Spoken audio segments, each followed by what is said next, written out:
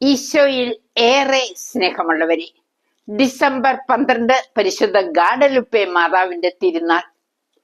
Mexico സിറ്റിയിലേക്ക് ദിവ്യബലിയിൽ പങ്കെടുക്കാൻ Juan Diego എന്ന ഒരു കർഷകൻ പോകുന്നു. 1531 ഡിസംബർ 9 പെട്ടെന്ന് ടെപ്പിയാക്ക് പ്രദേശത്ത് വെച്ച് പരിശുദ്ധ അമ്മയുടെ ദർശനം. അമ്മ പറഞ്ഞു, ഇവിടെ എന്റെ നാമധേയത്തിൽ ഒരു ദേവാലയം പണിയണം.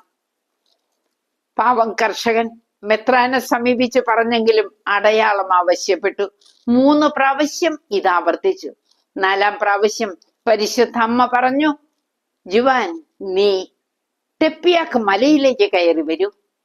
അവിടെ ഇതാ കസ്റ്റീലിയൻ വംശത്തിൽപ്പെട്ട ധാരാളം റോസപുഷ്പങ്ങളുടെ കാലമല്ല അത്.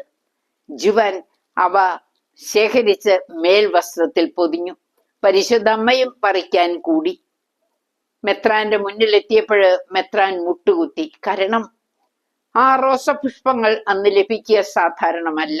മാത്രമല്ല, ആ വസ്ത്രത്തിൽ ഇതാ പരിശുദ്ധ അമ്മയുടെ മനോഹരമായ രൂപം. ഇന്നും ഗാഡലുപ്പയിൽ പരിശുദ്ധ അമ്മയുടെ നാമധേയത്തിലുള്ള ആ ബസിലിക്കയിൽ 500 വർഷം പഴക്കമുള്ള ആ വസ്ത്രവും ആ ചിത്രവും സൂക്ഷിച്ചിരിക്കുന്നു. യാതൊരു കേടും സംഭവിച്ചിട്ടില്ല. പ്രിയപ്പെട്ടവരെ, നമുക്ക് പരിശുദ്ധമ്മ ഒരു വലിയ മധ്യസ്ഥയാണ്, സഹായിയാണ്. ഈശോയുടെ അടുത്ത് നിന്ന് അനുഗ്രഹങ്ങൾ വാങ്ങിത്തരുന്ന പരിശുദ്ധമ്മ.